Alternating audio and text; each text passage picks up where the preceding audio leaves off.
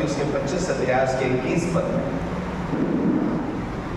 और ऐसा लिखा है, इसहाक ने अपनी पत्नी के लिए प्रार्थना करी क्योंकि वो बांझ थी, और परमेश्वर ने उसकी प्रार्थना सुन करके जवाब दिया और उसकी पत्नी गर्भवती हुई। और जब वर्षिप चल रही थी तो मेरे मन में बस ये आ रहा था कि मैं सब लोगों से ये कहूँ कि जब आप एक दूसरे के लिए प्रार्थना करते हैं तो उसका प्रभाव बहुत बड़ा होता है। कई बार ये होता है कि आप प्रार्थना कराना चाहते हैं परमेश्वर के बड़े दास से,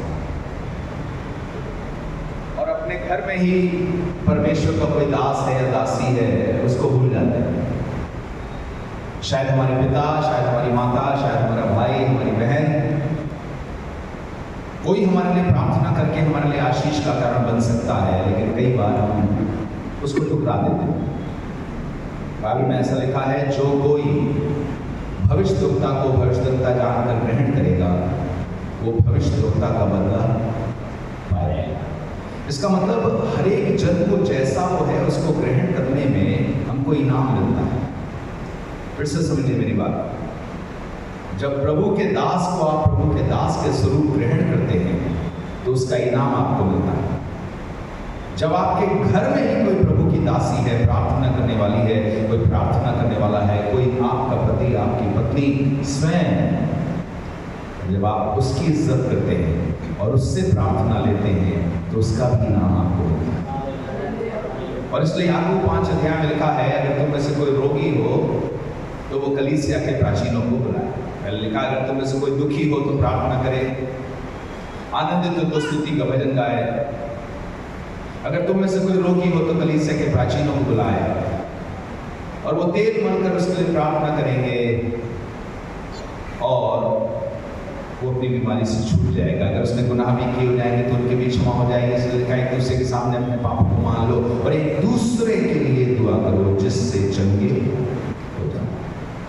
फिर से समझिए मेरी बात को, चर्च का हर एक साधारण जन भी अगर प्रभु यीशु मसीह पर विश्वास करता है और आप उसको ग्रहण करते हैं कि इसकी प्रार्थना से भी परमेश्वर मुझ पर दया कर सकता है, तो करेगा परमेश्वर। और आज इससे पहले कि आगे चलूं, मेरा मन कर रहा है कि मैं कई लोगों से कहूं कि किसी किसी के लिए दुआ करो, और किसी आपसे कहूं आप दुआ चाहते हैं तो किसी किसी से दुआ करो। कई बार साधारण सा कोई जन आकर के आपके प्रार्थना करके चला जाएगा और आपके साथ आश्चर्य कर जाएगा। मेरा स्टूडेंट एक दिन उसने मेरे लिए प्रार्थना चल रही थी, उसने वचन बोला कि कोई जन है जिसके इस जगह पर दर्द है और परमेश्वर उसी समय चंगा कर रहा है। और मेरे सच में एग्जैक्टली राइट साइड पर उसी जगह पर दर्द था जहां उसने कहा। मैंने विश्वास किया, अपना हाथ रखा और उस दिन के बाद से वो दर्द दोबारा कभी नहीं। वो मेरा चेला ही था। मैंने उसको प्रभु में बढ़ाया, मैंने उसको प्रभु का वचन सिखाया। पर याद रखिए, एक दूसरे के लिए प्रार्थना करो जिससे तुम चंगे हो जाओ। क्या हमारे बीच में कोई है जो प्रार्थना चाहता है, किसी चीज की प्रार्थना की जाए उसके लिए? शायद शरीर में चंगाई है, शायद काम से संबंधित कुछ है, जॉब से संबंधित कुछ है, या कोई काम अटका हुआ है जो हो नहीं पा रहा है। अगर ऐसा कोई जगह तो अपना हाथ उठाए, मैं चाहता हूँ उठाए रहे, उठा करके छोड़ दें। ओके, अब एक काम करेंगे। क्या आपको विश्वास है कि प्रभु पर विश्वास करने वाला कोई भी जन याकूब 5 के मुताबिक एक दूसरे के लिए प्रार्थना कर सकता है और परमेश्वर उस पर दया करेगा? कोई भी जन। और विशेष तौर पे क्या पति पत्नी यहाँ पर है? कुछ पति पत्नी यहाँ पर है, बैठे हैं आसपास। आप दूर छिड़क के तो नहीं बैठे, डर के तो नहीं बैठे? ओके, एक दूसरे के लिए प्रार्थना करिए, अपने निवेदन को रखिए और आप देखिए परमेश्वर कैसे आश्चर्य करता है। मेरी पत्नी को कैंसर था, उसके कैंसरस ग्लैंड था। उसने किसी को नहीं बताया कि दवाई नहीं ले रही। हम प्रार्थना करते थे, 45 दिन लगातार हमने उसके लिए प्रार्थना करी और परमेश्वर ने 45 दिन के बाद अद्भुत जवाब दिया। 45 दिन तक सारे जवाब नेगेटिव आते गए। ऐसा ऐसा जवाब आता था कि हम डर जाएं, घबरा जाएं। अंत में डॉक्टर ने कहा कि अब अगर ठीक नहीं हो रहा है तो इसका मतलब हमें अगले सप्ताह से कीमो कराना पड़ेगा या ऑपरेशन कराना पड़ेगा, कीमोथेरेपी या ऑपरेशन। लेकिन हम प्रार्थना करते रहे। फिर हमने उपवास के साथ अपनी पत्नी के लिए, होने वाली पत्नी के लिए, उस समय हमारी सिर्फ सगाई हुई थी, शादी नहीं हुई थी, मैं हर दिन उसके लिए प्रार्थना करता था। और प्रभु का धन्यवाद हो, 45 दिन की प्रार्थना के बाद प्रभु ने मेरी पत्नी को चंगा कर दिया। आज इस बात को 27 साल हो गए, प्रभु ने मेरी पत्नी को पूरी तरह से चंगा किया। दोबारा कैंसर का कोई प्रभाव नहीं दिखाई दिया। मेरी बेटी में हड्डी नहीं बनी थी और डॉक्टर ने कहा था कभी नहीं चलेगी, क्योंकि बिस्तर पे करवट भी नहीं बदलती थी। पर हमारी पत्नी उसके लिए हाथ रख रख करके प्रार्थना करती थी। जब कभी हमें मौका मिलता था, हम होते थे शहर में, घर में हैं, हाथ रख के प्रार्थना करें, आते जाते उसके लिए प्रार्थना करते थे।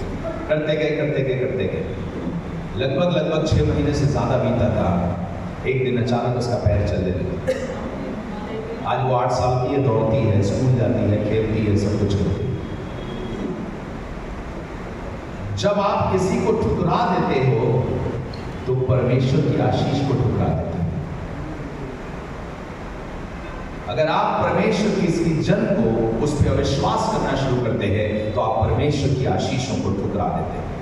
इंतजार मत करिए कि बेनिहिन किसी दिन आपके शहर में आएंगे, तब आपके शहर में चंगाई का काम होगा। एक दूसरे के लिए प्रार्थना करते रहिए जिससे चंगे हो जाए। मैं चाहूँगा अपनी जगह पर खड़े हो जाएं हम लोग सब, और आराधना का एक कोरस फिर से इधर आ जाए, जल्दी से आ जाए, और एक जन माइक्रोफोन पर भी आ जाए बस।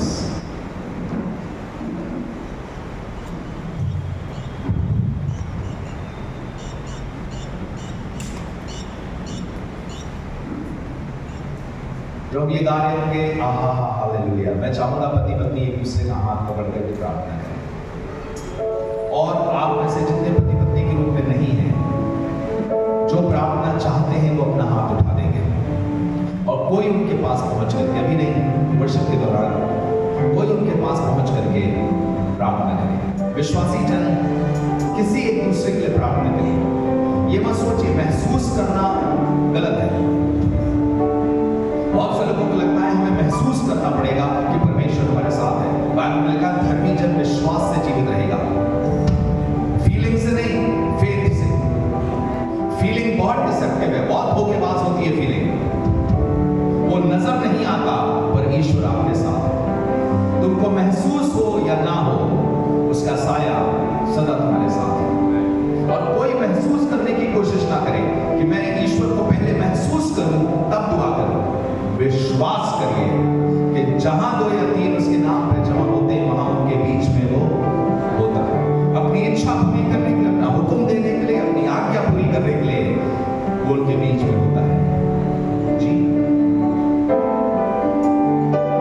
सारी सृष्टि के स्वामी तुम ही हो, सारी सृष्टि के रक्षक तुम ही हो। करते तुमको सादर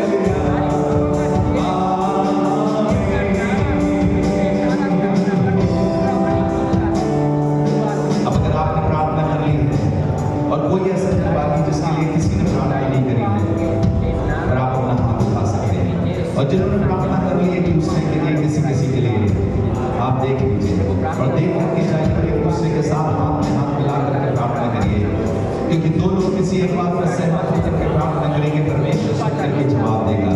किसी दूसरे के लिए हम इस दुनिया में आए ही हैं एक दूसरे की चिंता करने के लिए, एक दूसरे के लिए प्रार्थना करने के लिए, एक दूसरे की स्तुति रखने के लिए, एक दूसरे के लिए प्रार्थना करो जिससे चंगे हो जाओ। कोई भी ऐसा जन जिसके लिए प्रार्थना नहीं की, अपने हाथ उठाए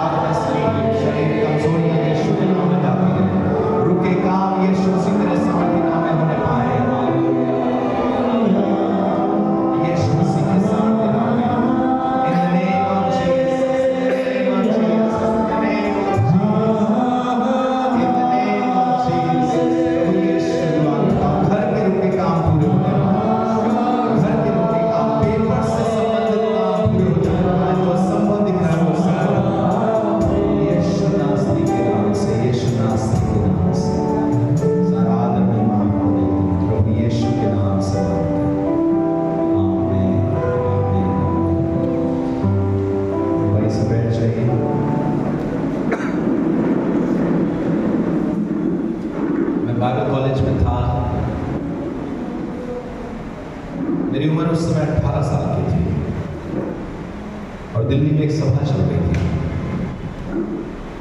और दिल्ली की उस बड़ी सभा में पास्टर ने प्रचार किया और बहुत से लोग ऑल्टर कॉल पे आए। उसने कहा हम हाथ रख के प्रार्थना करेंगे और उसने कहा और भी जो लोग विश्वास करने वाले हैं वो आगे आए और हाथ रख के प्रार्थना करें। मैं 18 साल का जवान था, अभी बाइबल कॉलेज में गया था, अभी 1 साल बाइबल कॉलेज में होने को था। मेरे मन में आया कि मैं भी जा सकता हूँ। मैं यीशु मसीह पर विश्वास करता हूँ क्योंकि बाइबल में लिखा है विश्वास करने वालों में ये चिन्ह होंगे कि वो बीमारों पर हाथ रखेंगे वो चंगे। तो हमने कहा प्रभु मैं विश्वास करता हूँ, मेरे पास ज़्यादा क्वालिफिकेशन तो नहीं है, मुझे बहुत ज्ञान तो नहीं है, पर मैं विश्वास जरूर करता हूँ। मैं आगे गया, एक आंटी थी, मुझे नहीं मालूम उन्हें प्रॉब्लम क्या थी। मैंने उनसे पूछा आंटी आपको क्या प्रॉब्लम है? उन्होंने बताया बेटा मुझे कैंसर है।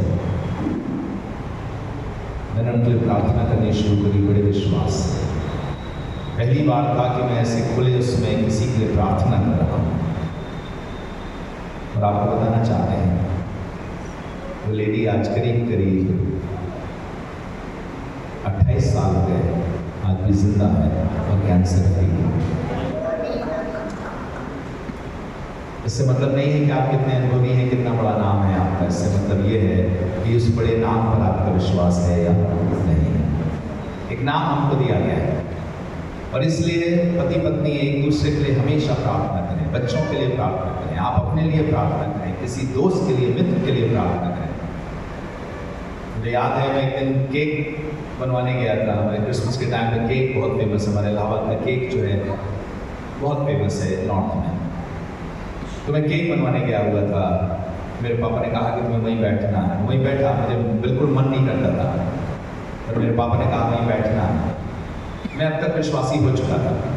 मैं जब केक बनवाने के लिए वहाँ बैठा हुआ था, मेरा एक पुराना मित्र आया तो उसका नाम बंटी। तो हमने कहा बंटी बहुत दिनों के बाद मुलाकात हुई है। उसने कहा हाँ तुमसे बहुत दिनों के बाद मुलाकात हुई। बातचीत होने लगी, बात करते करते उसके मुंह पे बहुत ढेर सारे दाने थे। मैंने कहा क्या हो, पूरा चेहरा भरा हुआ है।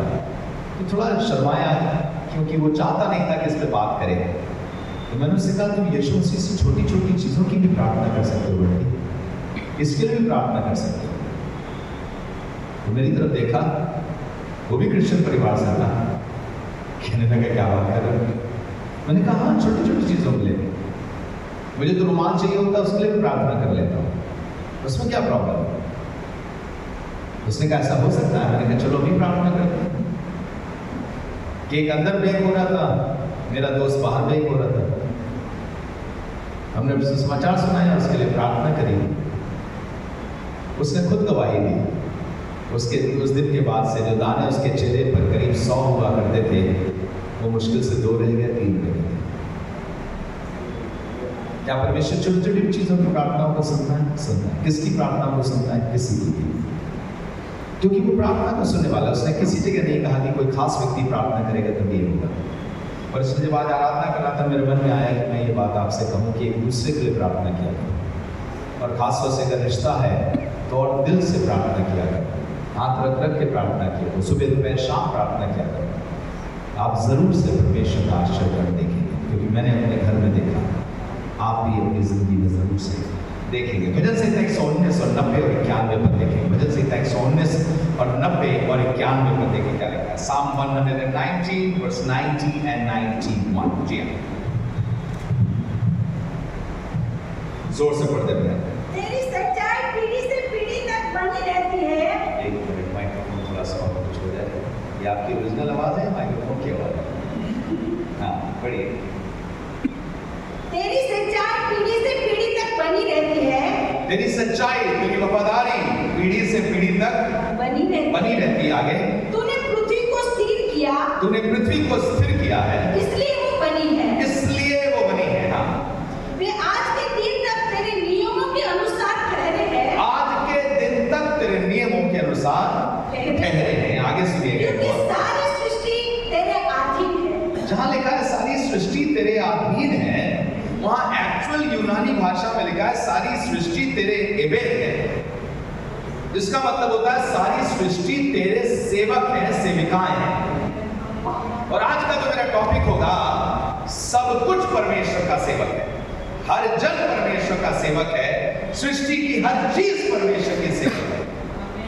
आसमान का खुदा जिस दिन चाह लेगा उस दिन आंधी को अपनी महिमा के लिए इस्तेमाल करेगा, जिस दिन चाह लेगा आंधी को किसी के विनाश के लिए इस्तेमाल करेगा। आसमान का परमेश्वर जिस दिन चाह लेगा बारिश को न्याय के लिए इस्तेमाल करेगा और बारिश को भरपूर आशीष देने के लिए इस्तेमाल करेगा। जिस दिन वो चाह लेगा उस दिन किसी चीज का भी इस्तेमाल कर सकता है। और यहां लिखा हुआ है पृथ्वी आज तक तेरे नियमों से बनी है, तेरी आज्ञा से बनी हुई है, क्योंकि सब चीजें तेरे सेविकाएं हैं, सेवक हैं। मेरे पीछे पीछे बोलिए, सब कुछ परमेश्वर का सेवक है।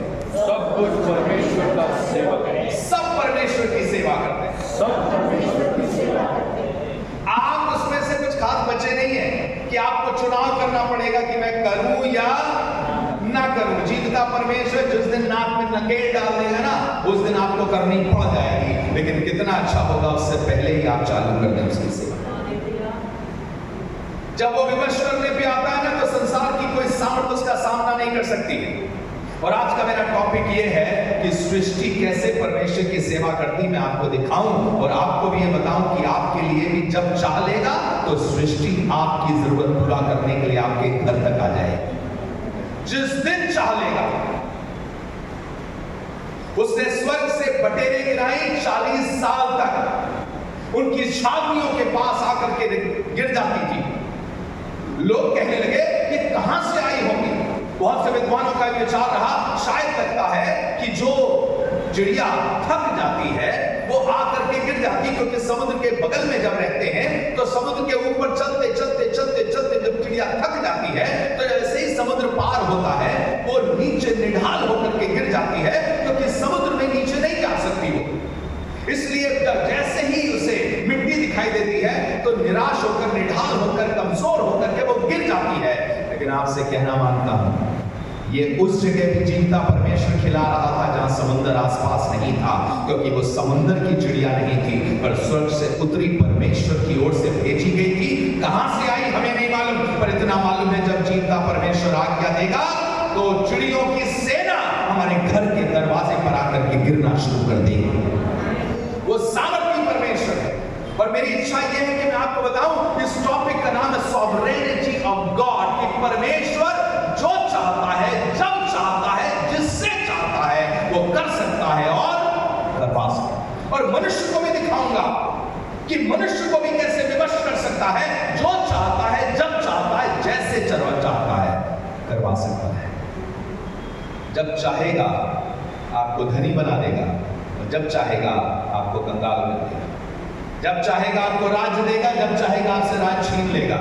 ये सब उसके हाथ में है। मैं चाहता हूं पढ़िएगा यिर्मयाह उसका 27 अध्याय उसके 5वें पद को, यिर्मयाह उसके 27 अध्याय और उसके 5वें पद को, और उसके बाद अय्यूब 37 अध्याय निकालेंगे। सब कुछ तेरे सेवक हैं, एवरीथिंग सर्व्स यू।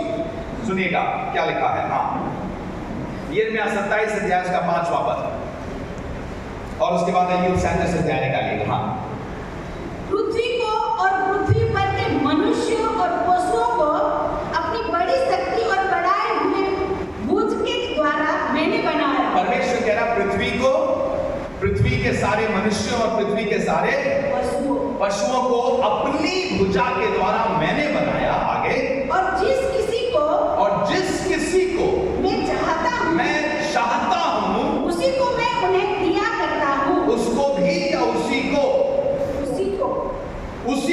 दिया करता हूं। ऐसा नहीं कह रहा कि उसी को दे दूंगा एक बार, पर हमेशा ऐसा नहीं होगा। तुम्हें अपनी मेहनत से कमाना पड़ेगा ना। ये ना तो दौड़ धूप करने वाले, ना चाहने वाले, पर दया करने वाले परमेश्वर की बात है। वो जिस पे चाहता उस पे दया करता और जिसे चाहे उसे कठोर कर सकता। जीता परमेश्वर बहुत सामर्थी परमेश्वर है। आपकी विल कुछ काम नहीं करेगी जब वो अपनी विल पे आ जाएगा। मैं अभी आपको मनुष्यों तक को दिखाऊंगा, क्योंकि ज्यादातर मनुष्यों का सोचना यह है, हाँ वो सृष्टि के जानवरों पर अपना अधिकार रखता है, पेड़ पौधों पर अधिकार रखता है, वो हवाओं पर अधिकार रखता है, पर मनुष्यों को उसने फ्री छोड़ रखा है ना। जब तक छोड़ रखा है तब तक छोड़ रखा है, पर जब उसकी बात आ जाती है तो उसको भी कस करके ले आता है। और इसीलिए नीति वचन 21 अध्याय के पहले पद में लिखा है, राजाओं के मनों को नालियों के समान अपने वश में रखता है और जहां चाहता है। राजा का मन, प्रजा का नहीं बोला, गरीब आदमी का मन नहीं बोला, कमजोर आदमी का मन नहीं बोला, राजा का मन। राजा क्या करता है? जो चाहता अपने मन से करता। खुदा कह रहा है ये राजा भी जिस दिन मैं चाह लूंगा, नालियों के समान उसके मन को मोड़ दूंगा। वही वो चाहने लगेगा जो मैं चाह रहा हूं कि वो चाहे। सुनिएगा, आपके बॉस अल्टीमेट बॉस नहीं है, बॉस के ऊपर भी एक बॉस है जिसका नाम है यीशु मसीह। इस संसार के न्यायी अल्टीमेट न्यायी नहीं है, इनके ऊपर भी एक न्यायी है जिसका नाम है उद्धारकर्ता प्रभु यीशु मसीह। आखिरी वचन उनका न चलेगा, आखिरी वचन आपके पति का नहीं चलेगा, आखिरी वचन आपकी पत्नी का नहीं चलेगा, आखिरी वचन किसी ने श्राप दिया उसका नहीं चलेगा, आखिरी वचन कौन क्या बोल करके चला गया और डर के मारे घबरा रहे, उसने श्राप दिया, उसने जादू टोना करा दिया, उसने ये फेंक दिया हमारे घर में, उसने ये करा दिया। ये सबसे डरने की जरूरत नहीं है। सबसे डरते वो हैं जो विश्वासी नहीं होते हैं। विश्वासी का सीधा सा मतलब होता है मुझे परमेश्वर पर भरोसा है। क्या क्या भरोसा है? भरोसा ये है वो राजाओं का राजा, प्रभुओं का प्रभु है, उसकी एक आज्ञा से पृथ्वी कांप जाती है। जब आप भजन संहिता 18 पद उसके 7वें 8वें पदों में पढ़ते हैं तो वहां लिखा हुआ उसके नथनों से धुआं उठा, उसके मुंह से आग निकली। अरे बाप रे, ये तो पूरा ड्रैगन की पिक्चर दे रहा है। लिखा है उसकी आज्ञा से पृथ्वी कांप उठी, पहाड़ कांप उठे। क्या मतलब है? बताना क्या मांग रहा है? पहाड़ जैसा स्थिर चीज भी कांप जाएगी अगर जब परमेश्वर की आज्ञा निकल जाएगी तो। इसीलिए एक जन ने यीशु मसीह से एक बात कही थी और यीशु मसीह का दिल खुश हो गया जब वो अपने नौकर के चंगाई के लिए यीशु मसीह के पास आया। तो क्या कहने लगा? बस एक शब्द कह दे तो मेरा दास चंगा। यीशु मसीह खुश हो गया, ये समझ गया कि खुदा है क्या। एक शब्द कहते हैं। मैं आपको ईमानदारी से बताऊं, मैं भी अक्सर यही दुआ करता हूं, बस मुझे तू अपना शब्द बता दे। मेरे बच्चों के लिए तू क्या कह रहा है, इस बेटी के लिए तेरी क्या योजना है, उसके लिए तेरी क्या योजना है, बस तू वो मुझे बता दे। एक शब्द बोल देगा तो उससे फिर इधर से उधर फिरने वाला परमेश्वर। आकाश और पृथ्वी टल जाए तो टल जाए, लेकिन परमेश्वर की व्यवस्था लिखी बातों में से एक मात्रा, एक बिंदु भी बिना पूरा हुए नहीं टलेगा। इसलिए उससे कहता हूं बस शब्द बोल दे, एक बार बोल दे। जो तू बोलेगा आगे चल करके वही होगा। किसी की बिसात नहीं है, किसी की औकात नहीं है कि उसको बदल सके। और सबसे अटूट विश्वास जिसका है वो यही कह रहा है जो तू कहेगा वही होगा। बस तू कह अपने बच्चे के लिए परमेश्वर की इच्छा खोजिए, अपनी नौकरी के लिए परमेश्वर की इच्छा खोजिए कि प्रभु आप क्या कह रहे हैं। ये लोग तो बहुत कुछ कह रहे हैं पर आप क्या कह रहे हैं। चलिए आगे चलते हैं। अय्यूब उसका 37 अध्याय उसके 6 पद से पढ़ना शुरू करें। देखिए अय्यूब 37 अध्याय उसके 6 पद से, और तब उसके बाद हम एक एक चीज पर आपको लेकर के आएंगे। अय्यूब 37 अध्याय उसके 6 पद से। जी हाँ, वो दुष्टों को जिलाए नहीं रखता। अय्यूब 37 अध्याय उसके 6 पद से 37 जो। जी हाँ, वो तो हिम से कहता है, सुनिएगा, वो तो बर्फ से कहता है पृथ्वी पर गिर, और उसी प्रकार मेघ को भी और मूसलाधार वर्षा को भी, उसी तरह से बारिश को भी और मूसलाधार वर्षा को भी कहता है गिर। ऐसे ही आज्ञा देता है, ऐसी ही आज्ञा देता है। आगे, वो सब मनुष्यों के हाथ पर मोहर कर देता है। सुनिएगा, वो सब मनुष्यों के हाथ पर मोहर कर देता है, जिससे उसके बनाए हुए सब मनुष्य उसको पहचाने। क्या मतलब है इसका? वो सब मनुष्यों के हाथों में मोहर कर देता है जिससे वो सब पहचाने। क्या मतलब है? यहाँ ये बताना मांग रहा है, जब हिम आती है, बहुत मूसलाधार बारिश हो रही है, कुछ हो रही है, परमेश्वर ने करवा दिया तो मनुष्य के हाथ पर एक तरीके से क्या हो गया, उसके हाथ पर परमेश्वर ने हाथ मार करके कहा बस अब रुक जाओ, तुम ये काम नहीं कर सकते, ताकि वो पहचाने। बाप रे, मैंने सोचा था 2 दिन में काम खत्म कर दूंगा, 20 दिन में नहीं हुआ। वो ये बताने के लिए कि बेटा तुम्हारी शक्ति से नहीं होगा और मेरी शक्ति से होगा। मैं जब चाहूंगा मनुष्यों के हाथ के काम को रोक दूंगा और जब चाहूंगा मनुष्यों के हाथ में शक्ति दूंगा ताकि उसको पूरा कर सके। वो आज्ञा देता है, हिम बरसता है, आज्ञा देता है, बरसात होती है, आज्ञा देता मूसलाधार वर्षा होती है, मनुष्यों को रोक देता है, उनके हाथ में मोहर कर देता है कि तुम अपनी इच्छा के मालिक नहीं हो। मोहर का मतलब होता है मैं किसी के अधीन हूं, मेरे ऊपर किसी और का राज्य है।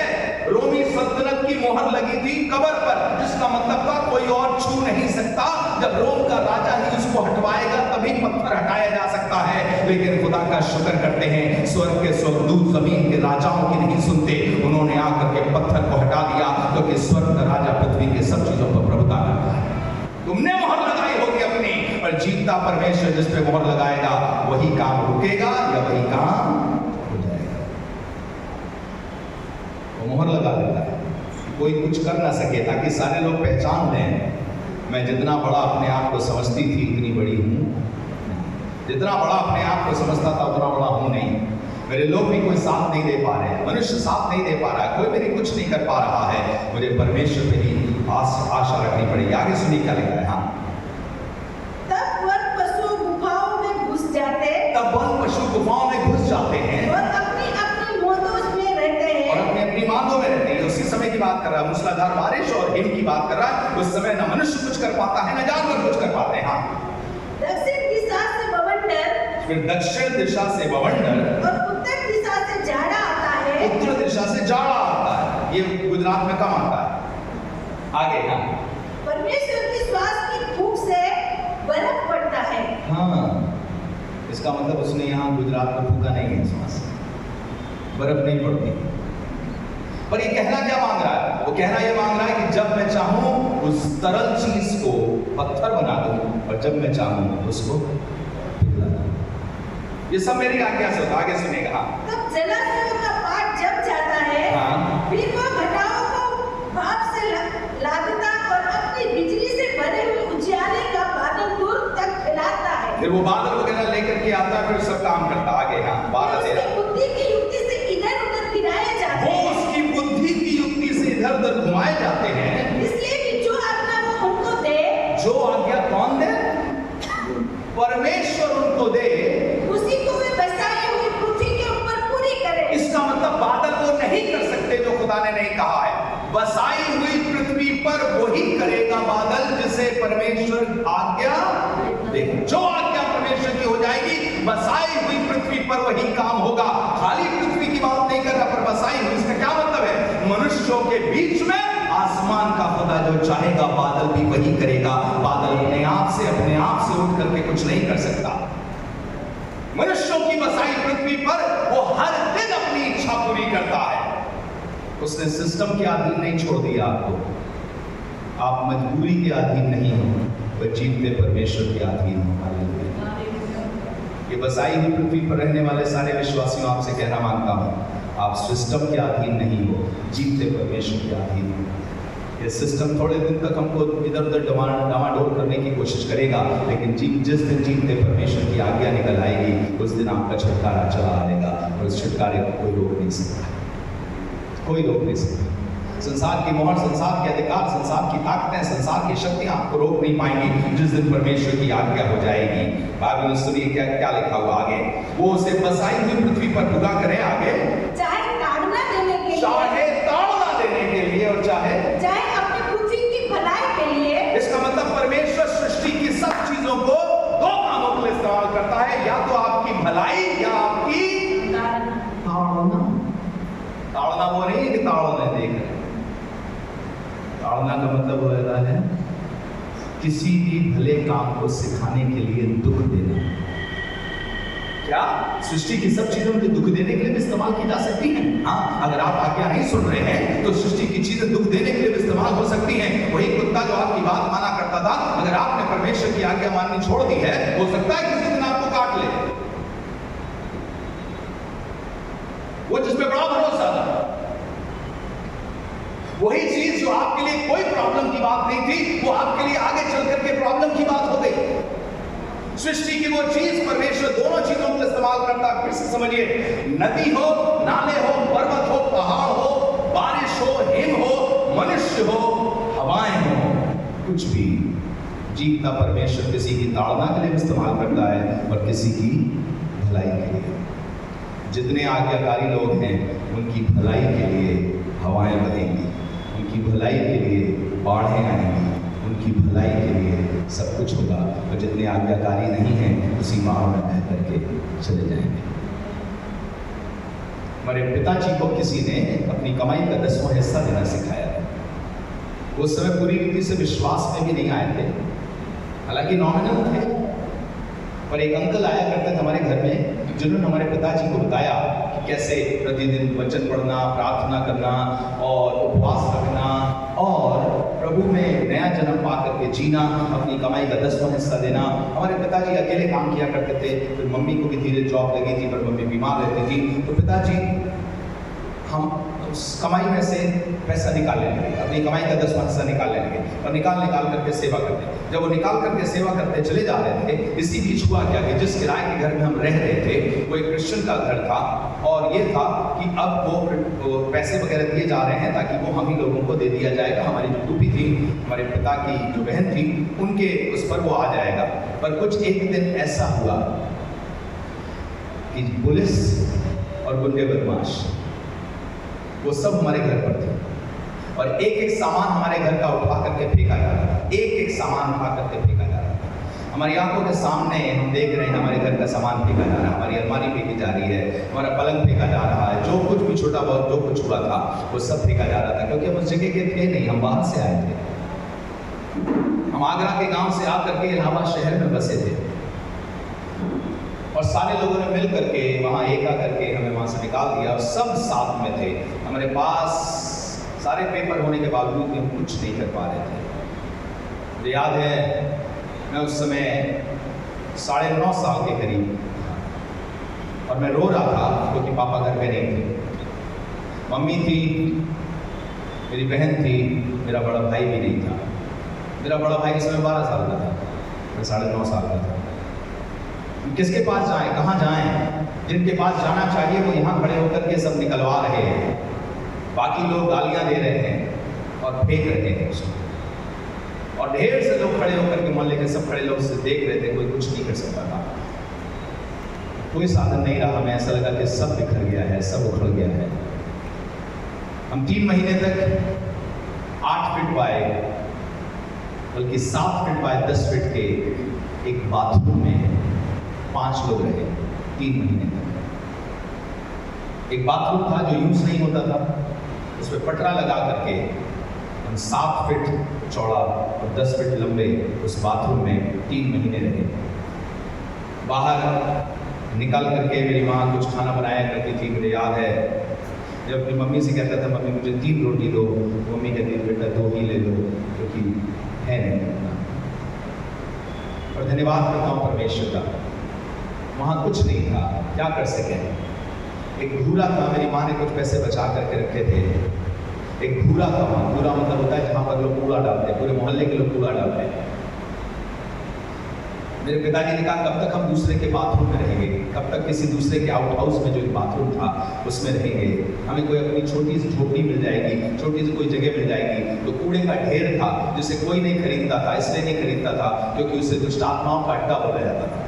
वहाँ नागों का बसेरा था, सरकटा घूमता था वहाँ, घोड़े पर कहते थे एक सरकटा सवार घूमता है जिसका सर नहीं है। वहाँ रात में बच्चे के रोने की आवाज़ आती है, आसपास रहने वाले लोग यही बात बोला करते थे। हमारे पिताजी ने कहा हमारे पास कुछ और है नहीं। पिताजी के पास 5,000 रुपये पड़े थे, जिसका वो पूरा था। उसके पास जाके कहा हमें यही दे दीजिए कि उसको झोपड़ी में सर बना सकें, ताकि उसमें रह सकें। उन्होंने बहुत डिस्करेज किया, उन्होंने कहा क्या करेंगे, कुछ नहीं है, ये बहुत ख़राब जगह है, आप जानते हैं, पूरे मोहल्ले से पूछ सकते हैं। उन्होंने कहा हमें मालूम है, लेकिन आप दे दीजिए। 3 महीने के बाद हमारे पिताजी ने डील करी, 5,000 रुपये में 60 बाई 60 का एक कूड़ा था जिसे कोई पसंद नहीं करता था, सब कूड़ा फेंकते थे। वो ले लिया। आज आपको बताना चाहते हैं उस कूड़े के घर की कीमत लगभग 2.5-3 करोड़। 18 लोग उसमें रहते हैं, उसमें 9 कमरे बने हुए हैं। वहीं पर बगल में चर्च भी है। आज वहाँ 500 लोग आराधना करने के लिए जमा होते हैं। यीशु से चिंता न करो, जीवता परमेश्वर है, वो बारिश को लेकर के आएगा। अगर एक विश्वासी को उखाड़ेगा तो वही बारिश उसके खेत को सींचने के लिए भी काम आएगी। ये आंधी तुम्हें बर्बाद नहीं कर पाएगी, दूसरे लोगों को बर्बाद करके चली जाएगी, दूसरे घर बर्बाद हो जाएंगे, तुम्हारा घर बर्बाद नहीं होगा, क्योंकि जीवते परमेश्वर की ओर से भेजी हुई आंधी कुछ ना कुछ तो तुम्हारे लिए करेगी। बाघ के समान, चिड़िया के समान, चील के समान वो तुम्हारे घर को तोड़ेगा और तुम्हें उड़ना सिखाएगा, लेकिन तुम्हें गिर करके मरना नहीं सिखाएगा। घोंसले को बार बार तोड़कर उसने चाहा कि सीखे हम उड़ना उससे। वो सब चीजों का इस्तेमाल करता है, वो पापियों का इस्तेमाल करता है। उसी यिर्मयाह 27 अध्याय में लिखा है, जिसको चाहता हूं दे देता हूं। लिखा है, अब ये सब कुछ मैंने अपने दास, इसको दिया है, नबूकदनेस्सर को दे दिया। शब्द पढ़िए, देखिए क्या लिखा है 27वां अध्याय उसके 5वें पद को पूरा। नबूकदनेस्सर के आगे लिखा सर्वेंट ऑफ गॉड। पढ़िएगा। पृथ्वी को और उस पर के मनुष्य और पशुओं को अपनी बड़ी शक्ति और बढ़ाई हुई भुज के द्वारा मैंने बनाया और जिस किसी को मैं चाहता हूं, जिसको चाहता हूं उसी को मैं उन्हें दिया करता हूं, उसी को दिया करता हूं। हाँ, अब मैंने ये सब देश अपने दास बेबीलोन के राजा नबूकदनेस्सर को आप ही दे दिए हैं। लिखा है अपने दास, लिखा है, पक्की बात बताइए, अपने दास लिखा है। नबूकदनेस्सर बेबीलोन का राजा। मुझे बताइए पूरी बाइबल में बेबीलोन के लिए कोई अच्छी बात लिखी हो तो बताइए। बेबीलोन गड़बड़ी का शहर, बेबीलोन पाप का शहर, बेबीलोन विनाश होने वाला, मिट जाएगा, बर्बाद हो जाएगा, बेबीलोन बड़ा बेबीलोन गिर गया, ये सब लिखा है बेबीलोन के बारे में। और यहां कह रहा है बेबीलोन का राजा किसका सेवक है? किसका? परमेश्वर। जितने क्रूर लोग आज आपको क्रूर दिखाई दे रहे हैं ना, जिस दिन खुदा की नकेल कसी जाएगी, वो खुदा की आज्ञा मान करके वो करेंगे जो वो नहीं चाहते। जो नहीं चाहते उसको करने के लिए भी पूरे आतुर हो जाएंगे। नबूकदनेस्सर मेरा दास है, मैं कह रहा हूं कि वो भी तुम्हें गुलाम बना ले, चिंता ना करो, 70 साल के साथ बाद इसी नबूकदनेस्सर की गुलामी से तुमको छुड़ा के भी लेकर के आऊंगा। और इन 70 सालों में दानियल को ऊंचे पर उठाऊंगा, शद्रक मेशक अबेदनगो को ऊंचे पर उठाऊंगा, इस्राएलियों को बसाऊंगा कि घर बसाओ, खेत बसाओ, सब कुछ हो, तुम्हारे पास कोई भली वस्तु की घटी ना हो, ताकि जब तुम मंदिर बनाने के लिए निकलो तो तुम्हारे पास ना सोना कम हो और ना रोटी कम हो, ना चांदी कम हो, ना किसी तरीके के वस्त्र की कमी हो। जहां रखूंगा तुम्हें मंदिर बनाने के लिए, 70 साल के बाद याद रखिएगा, इनको मंदिर बनाने के लिए फिर से एज़रा और नेहमिया के टाइम पर फिर से लाया जा रहा था। और राजा जो था, जिसका नाम था साइरस, उसने आज्ञा दी थी कि जाओ और अपने मंदिर को बनाओ, जो कुछ तुम्हें चाहिए मिल जाएगा। जीता परमेश्वर बहुत सामर्थी है। जिस राज्य में आप लोग उठा करके पहुंचाए गए हो, उसी राज्य से मंदिर ना बनवा दे तब कहना। उसी राज्य के पैसे से मंदिर बनवा सकता है। आपको मालूम है, एक बच्चा था, एक माँ डर डर के उस बच्चे को एक टोकरी में डाल रही है। क्यों? 3 महीने तक छुपा के रखा, लेकिन अब छुपा नहीं पाऊंगी, अब ये बच्चा मारा जा सकता है। राजा ने कहा है जो भी बेटा पैदा होगा उसे मार डाला जाएगा। इस बच्चे का क्या करूं मैं? टोकरी में डाल देती हूँ, इस टोकरी में बहता चला जाएगा, कोई ना कोई तो पकड़ लेगा, क्या पता कोई उसे बचा ले, क्या पता कोई इसको जीवन दे दे, मुझे नहीं मालूम क्या होगा। इस स्त्री ने 3 महीने विश्वास को छिपा के रखा था। ध्यान से सुनिएगा मेरी बात, कई बार छिपा के रखने में भी विश्वास की आवश्यकता होती है, अगर राजा ने आज्ञा दी है कि छिपाना नहीं है तो। छिपने में भी विश्वास चाहिए होता। परमेश्वर ने एलिया से कहा था, जा करीब नाम नाले के पास एक गुफा है, वहां जाके क्या कर, छिप जा। इस छिपने में विश्वास है, हर आज्ञाकारिता में विश्वास है, हर आज्ञाकारिता में। वहां खिलाएगा कौन पिलाएगा? प्रभु, मुझे लोगों के बीच में रखो जो मेरी चिंता करेंगे, वो जानते हैं, सब जानते हैं मैं भविष्य करता हूं, मुझे खिलाएंगे। नाले के पास कौन खिलाएगा? नाले के पास भी रोज मीट खाया करेगा और रोज रोटी खाया करेगा, बड़ा बड़ा भारी क्रिश्चियन है।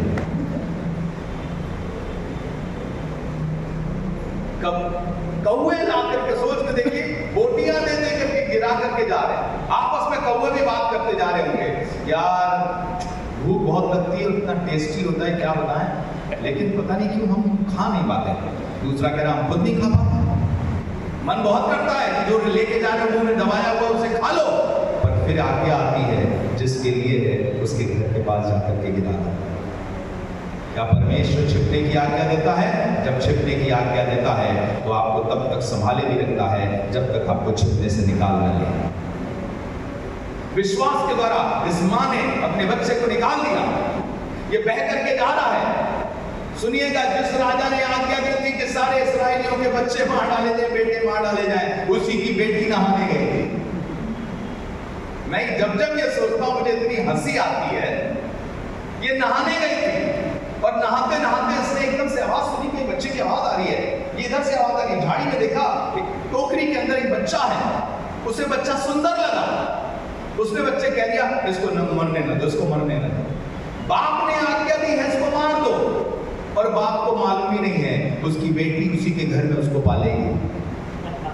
उसी के घर में जिसने आज्ञा दी इसे मार डालो, उसी के घर में पलेगी। मैं आपसे कहना मानता हूं, कलीसिया उसी घर में पलेगी जिस घर में कोई उसे जब जीतना राजा वो है, राजाओं का राजा वो है, सब चीजें उसके आधीन, सब चीजें उसके दास है। जिसको चाहता है, जब चाहता है, अपनी महिमा के लिए इस्तेमाल कर लेता है। सोच के देखिए, जिस राजा ने आज्ञा दी है बेटे मार डाले जाएं, उसी के घर में एक इस्राएली बेटा जो इस्राएल के लोगों का छुटकारा है पनप रहा है, बढ़ रहा है। इतना ही नहीं, जब उस स्त्री ने उस बच्चे को उठा लिया तो उसने देखा अच्छा है, तो इतने में बच्चे की जो बहन थी, समझिए ना, मूसा था और मूसा की बहन मिरियम ने देखा और देख करके आई और आके कहने लगी, क्या महारानी आप चाहती हैं इसको दूध पिलाने के लिए किसी को बुलाया जाए, क्योंकि ये इब्रानी बच्चा है। तो महारानी ने कहा जाओ दूध पिलाने के लिए किसी को लेके आओ। ये लड़की पहुंच गई अपनी मम्मी के पास, लेकिन मम्मी जो तुमने बच्चा पानी में डाला है उसको दूध पिलाने का काम मिल रहा है, नौकरी मिल रही है, दूध भी अपना पिलाओ और पैसे भी लेके रहे। सोचिए, एक माँ अपने बच्चे को दूध पिला रही है, खतरनाक स्थिति में, जब बच्चे को मार डालना चाहिए उस दिन बच्चे को दूध पिला रही है और पैसे भी लेके जा रही है। वाह, काश ऐसी सैलरी मिलने लगी। जब परमेश्वर की आज्ञा निकल जाएगी तो आपको जान से मारने वाला जान देने की कोशिश करने लगेगा। उसने क्या कहा है ये सबसे इंपॉर्टेंट है, और इसी पर मुझको भी भरोसा करना और आपको भी भरोसा करना। बार बार ये पूछना, प्रभु आप क्या कह रहे हो, इस परिस्थिति में आप क्या कह रहे हो, उन्होंने ऐसा कहा, उन्होंने ऐसा कहा, उन्होंने ऐसा कहा। और ये डर सबके अंदर आता है, और थोड़ा सा ठहर जाना, एक आज्ञा पूछना, तुम क्या कहते हो, तुम्हारी क्या आज्ञा है, क्योंकि सब चीजें उसके आधी है, सब चीजें उसके दास है, उसकी दासियां। इस बारिश का इस्तेमाल उसने किया था, क्या 40 दिन तक बारिश होगी, ऐसी बारिश होगी आज तक कभी नहीं हुई है, दुनिया डूब के मर जाएगी, जमीन से पानी निकलने लगेगा। और यही बारिश का उसने इस्राएल के समय में लोगों को 3.5 साल के अकाल के बाद इसी बारिश के द्वारा उनको तसल्ली दी थी, इत्मीनान दिया था, शांति और सांत्वना दी थी, उनके देश को ज्यों का त्यों कर दिया था। जिस दिन परमेश्वर चाह लेगा बारिश से तबाह कर देगा, और जिस दिन चाह लेगा इसी बारिश से आबाद कर देगा। याद रखिए, अगर आप परमेश्वर के दास बन गए हैं तो सबसे उत्तम चीज है, सब कुछ उसके अधीन है, पृथ्वी सृष्टि सब उसके अधीन है। चलिए एक चीज और बताऊं, निर्गमन उसका 14 अध्याय उसका 19वां और 20वां पद पढ़िएगा, देखिए क्या लिखा है। निर्गमन 14 अध्याय उसका 19वां और 20वां पद, निर्गमन 14, 19 और 20। हाँ, तब परमेश्वर का दूत जो इस्राएली सेना के आगे आगे चला करता था, हाँ, जाकर उनके पीछे हो गया, और बादल का खंभा उनके आगे से हटकर उनके पीछे जा ठहरा। बादल का खंभा उनके आगे से होकर के पीछे जा ठहरा। हाँ, पीछे कौन था मालूम है आपको? आगे लाल समुद्र था और पीछे सेना थी। सेना भी बड़ी लंबी चौड़ी थी, इससे बड़ी सेना उस जमाने में कभी देखी नहीं थी, इससे ताकतवर लोग संसार में उस समय थे नहीं। ये वहां की सबसे बड़ी सेना मानी जाती थी। मिस्र की सेना सबसे ताकतवर सेना, और मिस्र की सेना पीछे है। ये बादल का खंभा जो आगे आगे चला करता था उनके पीछे आ गया, और सुनिए पीछे आके क्या हुआ। इस प्रकार वो मिस्रियों की सेना और इस्राएल की सेना के बीच में आ गया। हाँ, और बादल और अंधकार तो था, तो भी रात को उन्हें प्रकाश मिलता रहा। हाँ, और वे रात भर एक दूसरे के पास न आए। क्यों? एक बादल की वजह से। कभी आप ऐसे इलाके में गए जहां बादल से होकर चलना पड़ा। कभी बादल रोक पाया? बादल से आपको हल्का सा मॉइस्चर सी फीलिंग देगा, वो निकल जाएगा। बादल किसको कौन रोक पाया है? कभी रोक पाया है? पर जब खुदा चाह लेगा तो बादल भी सेना के सेनापति को रोक देगा। एक हल्की सी चीज, एक छोटी सी चीज उनको रोक देगी जब परमेश्वर चाह लेगा। इसी बादल को अभी तक इस्तेमाल कर रहा था काहे के लिए? उनकी अगुवाई के लिए, कि जहां जहां ये बादल देखो आगे चलते जाना, वही बादल उनके पीछे हो गया सुरक्षा के लिए। ये परमेश्वर है। मुख्य बात बादल नहीं है, मुख्य बात परमेश्वर है। वो आग को ऐसा बनाता है कि आंच नहीं लगेगी, आग होगी पर आंच नहीं लगेगी। ऐसा कैसे हो सकता है? नदियां डुबा नहीं पाएंगी, ऐसा कैसे हो सकता है? हाँ, उसका स्वभाव तो ऐसा नहीं है। आग का स्वभाव है जलाना, लेकिन परमेश्वर आग के स्वभाव को भी बदलने की सामर्थ्य रखता है। जैसे अक्सर कहते हैं ना, अरे भैया आप हमारे दुश्मन को नहीं जानते, वो बहुत क्रूर है। हमारा परमेश्वर आग को भी बिना जलन के बनाने की सामर्थ्य। ये आग के भट्टे से निकल के आए तो लिखा है हाकिमों ने इनके मोजे सूखे। बताइए किस हद तक गिर गए। हाकिम भी आके कह रहे भाई देखो बाल तो तुम्हारे एकदम ठीक है, तुम्हें कोई चलने का वो नहीं पाया, लेकिन मोजे देख लें, क्योंकि कपड़े थोड़े मजबूत होते हैं। मोजे तुम्हारे क्या हाल है? इमेजिन करिए मोजे तक सूंघने लोग आ रहे हैं, इनके मोजे तक कुछ नहीं हुआ, बालों तक का कुछ नहीं हुआ। इसका मतलब जितने बाल थे उतने बाल लेकर के वापस आ रहे हैं, बाहर आ रहे हैं। और उसके पीछे रीजन क्या है? रीजन सिर्फ इतना है, चौथा, जिसका नाम उद्धार करता है, प्रभु यीशु मसीह परमेश्वर है, उसका दूत बन करके उनके बीच में वहां खड़ा है। स्वभाव बदल जाएगा आग का, पानी का स्वभाव बदल जाएगा। बाइबल में लिखा है परमेश्वर अपने लोगों को बचाने के लिए क्या कर रहा था बताइए? लाल समुद्र दो भाग हो गया ना, लाल समुद्र दो भाग। और क्या लिखा है? लहरें ऐसे यूं आई, पानी यूं आया और दीवार बनकर खड़े हो गए। पानी को कभी दीवार बनते देखा है आपने? कैसे पानी खड़ा नहीं हो सकता? पानी को यूं फैलना है, यूं खड़ा नहीं हो सकता। अरे तुम्हारे लिए नहीं खड़ा हो सकता, जिसने पानी बनाया है वो उसको कभी खड़ा भी कर देगा और कभी लिटा देगा। कैसे होता है मैं इतना ही जानता हूं कि जब परमेश्वर की आज्ञा निकल जाती है तो असंभव भी संभव होने लगता है। ये बादल जो कमजोर दिख रहा है तुम्हारी सुरक्षा के लिए, ये छोटी छोटी चीजें जो तुम्हारे पास परमेश्वर ने दी हैं, तुम्हें लग रहा है ये हमारी सुरक्षा नहीं कर पाएंगी, इससे क्या हो पाएगा? मेरी छोटी सी नौकरी क्या मैं कर पाएगी? ये मेरे छोटा सा घर क्या कर पाएगा? मेरा बच्चा क्या कर पाएगा? उन्होंने बस प्रार्थना करी, छोटी सी प्रार्थना से क्या हो जाएगा? छोटी से छोटी चीज भी शत्रु को आने से रोक सकती है, अगर जीवते परमेश्वर ने अपनी मोहर छोटी सी चीज पे लगा दी। वो आज्ञा देगा और बादल भी सुरक्षा का काम देंगे, सुरक्षा कवच बन करके काम देना शुरू कर देगा। मैं चाहता हूं कि दूसरा पत्रस उसका 2 अध्याय 15-16 पद पढ़ेंगे और गिनती उसका 22 अध्याय उसके 31 से 33 पद पढ़ेंगे। इसको पढ़ना बहुत जरूरी, क्योंकि इसमें भी कुछ खास बातें आपके बीच में रखना चाहता हूं। अभी तक सृष्टि के सब चीजों को परमेश्वर जैसा चाहता है इस्तेमाल करता है, जब चाहता है उसे विनाश के लिए, आशीष के लिए इस्तेमाल कर सकता है। अब सुनिएगा, देखिए क्या लिखा है। दूसरा पत्रस 2 अध्याय 15 और 16 पद। ये सीधे मार्ग को छोड़कर भटक गए हैं। वो लोग सीधे मार्ग को छोड़कर भटक गए हैं और बोआज के पुत्र बिलाम के मार्ग पर हो लिए। और बोआज के पुत्र बिलाम के मार्ग पर हो लिए हैं, जिसने अधर्म को मजदूरी को प्रिय जाना। जिसने अधर्म की मजदूरी को प्रिय जाना। अधर्म की मजदूरी क्यों बोला गया ऐसे बताइए?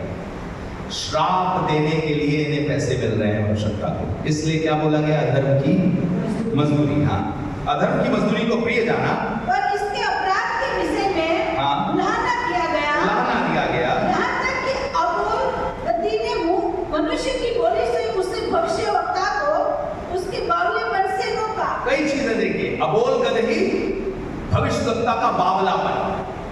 क्या आपने बावले भविष्यवक्ता देखे? बावले मतलब पागल। और ये नहीं कह रहा है कि नहीं वो भविष्यवक्ता था ही नहीं। परमेश्वर भी जानता था कि मुझे इसके शब्दों को बदलना पड़ेगा, क्योंकि मैंने इसको शक्ति दे रखी है। था वो हो जाता था, इसलिए राजा ने भी कहा था आ और आकर इसराइलियों को क्या दे, श्राप दे दे। इसने दुआ करी, सुनिएगा, क्या इसे जाना चाहिए था, क्या इसे प्रार्थना भी करनी चाहिए थी कि प्रभु श्राप दूं या ना दूं? नहीं। क्यों? क्योंकि वो परमेश्वर के लोग। इसने विनती करी, परमेश्वर ने कहा बिल्कुल नहीं जाएगा, क्लियर हो गया, अब नहीं जाऊंगा। अगले दिन वो ज्यादा पैसे लेकर के आ गए, ज्यादा चीजें लेकर के आ गए, इसके पास लालच और आ गया। इसने कहा चलो श्राप देने चलते ही हैं। उसने फिर प्रभु से पूछा, प्रभु चला जाऊं? अब आप बताइए, एक चीज के लिए प्रभु मना कर चुका है, दोबारा क्यों पूछ रहे हो? दोबारा क्या हाँ बोल दे वो? तो परमेश्वर ने कहा ठीक है, तू जाना चाहता तू जा, लेकिन मैं तुझे बोलने नहीं दूंगा। इसका मतलब मैं तेरे वरदान को भी फीका कर दूंगा, मैं तेरी सामर्थ को जिसमें तू भूलता है उसको फीका कर दूंगा, मैं राजा को भी तेरा विरोधी बना दूंगा इस चीज के लिए कि जो तू करना चाहता उसको नहीं कर पा रहा, तू जा। ये पैसे के लालच में इतना था, बावला हो गया था कि खुदा की इच्छा जानते हुए भी उसके विरोध में जा रहा है। और जब चलने लगा तो बाइबल में लिखा है परमेश्वर का दूत आया और आकर के एक चौड़ी जगह पर खड़ा हो गया। तो गदही ने देख लिया दूत को, और किसने नहीं देखा? भविष्यद्वक्ता, दर्शी, जिसे पता चल जाता है, जो देख लेता है, उसकी आंखें बंद है। क्यों? ध्यान से सुनिएगा, अच्छे अच्छे प्रचारकों की आंखें, अच्छे अच्छे भविष्यवक्ताओं की आंखें पैसा बंद कर सकता है अगर वे लालची हुए तो। और इस संसार में ऐसे लालची प्रचारक पाए जाते हैं, इस संसार में ऐसे लोभी भ्रष्टता पाए जाते हैं, जो लोभ के लिए कैसी भी लुभावने वाली बातें कर सकते हैं। वो सुसमाचार को बदल सकते हैं, वो संदेश बदल सकते हैं, वो कानों की खुजली मिटाने के लिए प्रचार कर सकते हैं, अगर सिर्फ उनको पैसे मिल जाए तो। और ये बावलेपन में खोया हुआ जा रहा है। किस लिए जा रहा है? मैं श्राप देने जा रहा हूं, श्राप देने जा रहा हूं, जबकि ईश्वर नहीं चाहता कि वो श्राप दे, लेकिन वो श्राप देने के लिए चला जा रहा है। बावलेपन में, पागलपन में। सुनिएगा फिर से, बावलेपन से किसने रोका इसको? अबोल गदही ने। जब आप गिनती उसका 22वां अध्याय पढ़ते हैं तो क्या हुआ था, सुनिएगा। वो चौड़ी जगह पे आया और एकदम से गदही रुक गई, क्योंकि उसने दूत को देखा जो नंगी तलवार लिए हुए। जब तलवार लिए वो दूत को देखा उसने, तो वो रुक गई। जब रुक गई तो ये कहने लगा, चल चल क्यों नहीं रही है? वो उसको मारने लगा। इतने में दूत वहां से हट गया, ये कुछ नहीं बोली। फिर थोड़ी देर के बाद चल जाएगी। चलते चलते चलते अब एक ऐसी जगह पर आई जो सकरी जगह थी। वहां दूत फिर से आकर के तलवार लेकर के खड़ा था। जैसे उसने दूत को देखा, गदही ने दूत को देखा, वो बैठ गई, नहीं दीवार से सट गई। जब दीवार से सट गई तो उसका पैर सट गया। उसने गुस्सा ले आकर के उस गदही को मारना शुरू किया। फिर से गदही अपने रास्ते पे आ गई, दूत हट गया वहां से। अब तीसरी बार वो ऐसे सकरी जगह से जा रहा था, वो ना बाएं जा सकती थी ना दाएं जा सकती थी। वो लिए दिए भविष्यवक्ता को वहीं बैठ गई, क्योंकि सामने फिर से दूत दिखाई दे रहा है। ये भविष्यवक्ता उठा और खूब मारने लगा। जब मारने लगा तो क्या बातचीत हुई उनके बीच में, देखिए जरा सिस्टर पढ़िएगा। उसके शायद 29वां पद है, कौन सा 22वां अध्याय का 28 पद से। हाँ, तब यहोवा ने गदही का मुंह खोल दिया, तब यहोवा ने गदही का मुंह खोल दिया, और वो बिलाम से कहने लगी, मैंने तेरा क्या किया है? सुनिएगा, आप कॉन्वर्सेशन देखिएगा। मैंने तेरा क्या किया है? कि तूने मुझे 3 बार मारा। कि तूने मुझे 3 बार मारा। हाँ, बिलाम ने गदही से कहा, बिलाम भी जवाब दे रहा गदही से। बिलाम ने गदही से कहा, यह कि तूने मुझसे नटखट की है, नटखटी की। तूने मेरे साथ नटखटी की, तू मेरी बात नहीं मानी। अब सोच के देखिए, अगर खुदा भी यही उसके साथ करे तो, कि तूने बेटा मेरी बात नहीं मानी, अब अपनी गदही की बात ना मानने पे पीट रहा है, चल मैं भी तुझे पीटता हूं। कर सकता है कि नहीं कर सकता? हम में से एक जन को आज्ञाकारिता बहुत खराब लगती है। बाप की बात बच्चा ना माने तो बाप का मूड खराब होता है, और यही बाप आसमानी खुदा की बात टालता चला आया है और उसे कोई प्रॉब्लम नहीं। पत्नी ने मेरी बात कैसे ठुकरा दी? मैंने तो कहा था वो नहीं हुआ, मेरे घर में मूड खराब हो गया, गुस्सा आ गया। परमेश्वर कह रहा, अगर मैं यही बर्ताव तुम्हारे साथ करूं तो तुम मेरी कितनी आज्ञाओं को तोड़ते चले आए हो, मैं तुम्हारे साथ इसी तरीके के बर्ताव करूं तो? सुनिएगा, वो बात करने लगा, बात करके कहा तूने मेरे साथ नटखटी करी है। तो सुनिएगा गधी ने क्या जवाब दिया, यदि मेरे हाथ में तलवार होती हाँ। तो मैं तुझे अभी मार डालता। अभी मार डालता। हाँ। गधी ने बिलाम से कहा, हाँ। क्या मैं तेरी वही गधी नहीं, क्या मैं तेरी वही गधी नहीं जिस पर तू जन्म से आज तक चढ़ता आया आज है? के दिन तक मैं तेरी वफादार रही हूं, मैंने कभी तेरे साथ ऐसा नहीं किया है। हाँ। क्या मैं तुझसे कभी ऐसा करती थी? हाँ। वो बोला नहीं करती थी। आपको दिखाई दे रहा है, 3 बार कॉन्वर्सेशन हो रही है, बातचीत हो रही है, और इस बंदे को ये नहीं समझ में आया हम गधी से बोल रहा हूं, और गधी हिंदी बोल रही है या यूनानी बोल रही है। मालूम क्यों? ये बावलापन है, ये पागलपन है पैसों के लिए। किसी चीज का, जिस चीज का नशा चढ़ गया फिर कुछ समझ में नहीं आता, कौन मुझे क्या समझा रहा है, कौन मेरी चिंता कर रहा है, कौन मुझे बचाना मांग रहा है, कुछ समझ में नहीं आता। अपने दुश्मन बनने लगते हैं क्योंकि किसी चीज का नशा दिल दिमाग पे छा गया है। इसके दिल दिमाग पे पदवी का, राजा के सोने चांदी हीरे जवाहरात का नशा छा गया था, और आज ये दीवाना हो गया है, कुछ भी करने को तैयार है, अपनी वफादार को मार रहा है। माफ करिएगा पर ये कहना चाहता हूं, बहुत से लोग अपने वफादार बच्चों को मार रहे हैं, बहुत से लोग अपने वफादार पत्नी को मार रहे हैं। क्यों? कोई पागलपन दिमाग में सवार हो गया, कुछ चाहिए, उसको दुख दे रहे हैं जो वफादारी के साथ आज तक उसको संभालती आई है। उस माँ की चिंता नहीं कर रहे, उसको दुख दे रहे हैं जो वफादारी के साथ संभालते आई है। उस बाप की चिंता नहीं कर रहे, उस बेटे को कुछ नहीं सोच रहे जो इतनी मेहनत करके घर में सब कुछ करने की कोशिश कर रहा है। क्यों? दिमाग में पागलपन सवार हो गया है।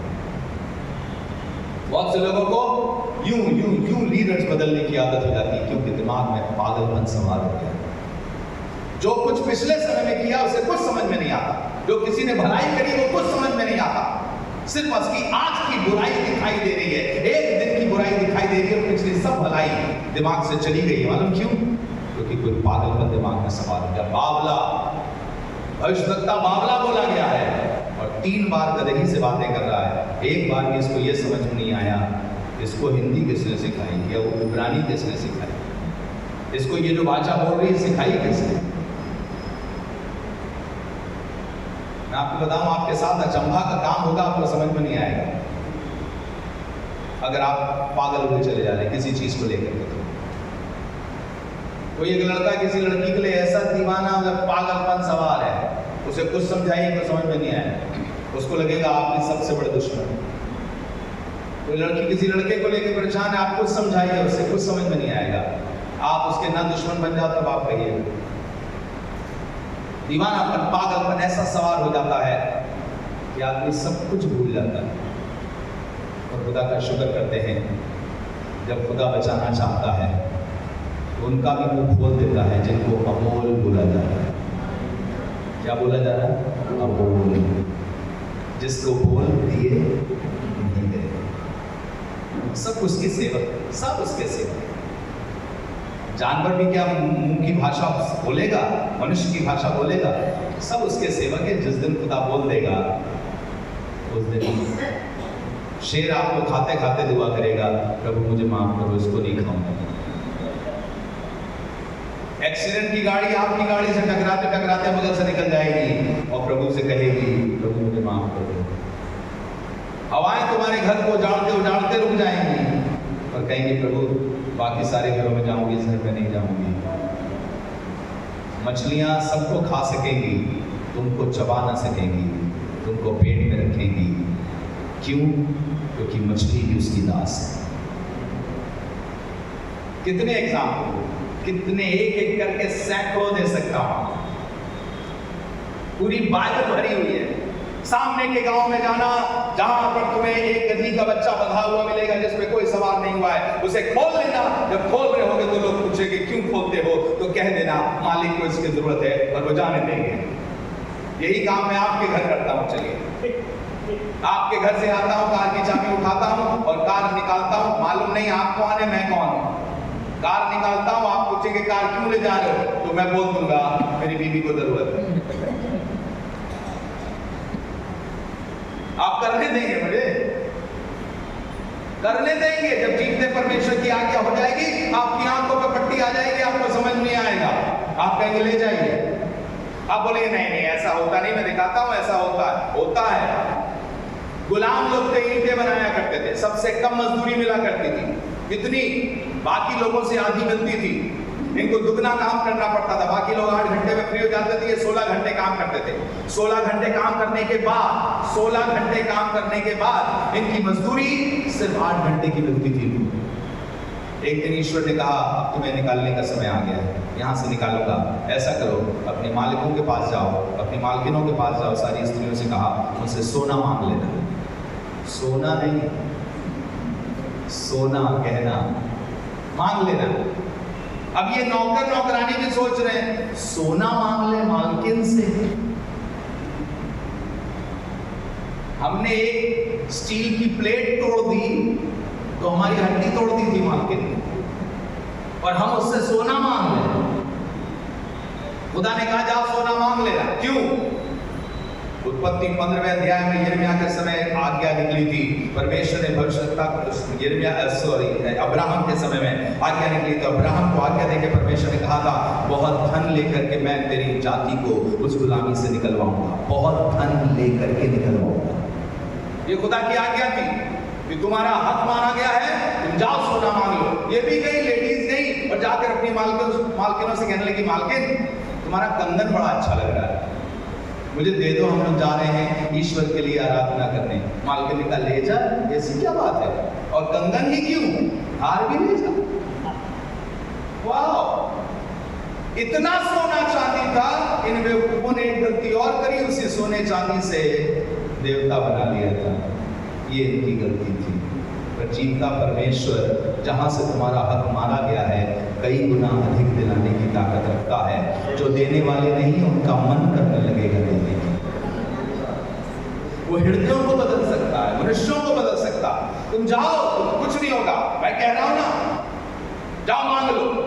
एक से पहले मांगा था कुछ नहीं मिला, लेकिन आज इससे पहले हक मांगते थे तो इनको मार पड़ती थी, अन्याय होता था, अन्याय सहते थे। आज जो हक नहीं है वो मांग रहे हैं और वो भी मिल रहा है। क्यों? सब चीजें तेरी दास है। मेरे पीछे पीछे बोलिए सब चीजें परमेश्वर के दास है। सब कुछ परमेश्वर के अधीन। जब वो एक आज्ञा दे देगा वह संभव हो जाएगा। सब चीजें उसके दास है। इसका दीवानापन, इसका पागलपन इसको आदमी को लिए डूबा चला जा रहा है। ये इनोसेंट मार्चर्स को श्राप देने जा रहा है, जिन्होंने कोई गलती नहीं करी, वो चले जा रहे हैं, इसको बुलाया जा रहा है श्राप दो, श्राप दो, श्राप दो। और ये भी पैसे के लालच में जा रहा है श्राप देने के लिए। सुनिएगा, आपके दुश्मनों का पैसा आपके लिए दुश्मन पैदा कर सकता है, पर जीवते परमेश्वर की दया उन दुश्मनों के तमाम हथियारों को बेकार कर देगी। उसने मुंह खोला श्राप देने के लिए, श्राप की वजह निकला क्या? आशीष। मैं सोचता हूं कुछ जिस तरीके से हुआ होगा। ये कहना मांग रहे थे तुम सब नाश हो जाओ। वो कहना मांग रहा होगा, उसने कहा होगा तुम सब नाश हो जाओ। निकलने से पहले निकला तुम सब नाश पाती खाओ। कुछ तो हुआ होगा। वो कहना मांग रहे होंगे तुम सब एक संग मर जाओ। एकदम से निकला तुम सब एक संग मरमर का घर बनाओ। क्या परमेश्वर मनुष्यों की जुबानों को बदल सकता है? बदल सकता है। क्या वो फोर्स कर सकता है कि वो बोले जो परमेश्वर चाहता है? हो रहा। ऐसा नहीं कि उसने श्राप दिया और परमेश्वर ने श्राप को बदल दिया ना, उसने श्राप देते देते उनको आशीष दे दी। इसका मतलब श्राप देना चाह रहा है, पर उसके मुंह से निकला क्या? आशीष। सुनिएगा, परमेश्वर सिर्फ किसी के काले को आपके लिए सफेद नहीं कर सकता, वो उस काले को रोक करके उसी काले को सफेद बना सकता है। वो उसी श्राप को आशीष बना सकता है, उसी अधर्म को धर्म बना सकता है, उसी हथियार को आपके लिए चढ़ने की एक सीढ़ी बना सकता है।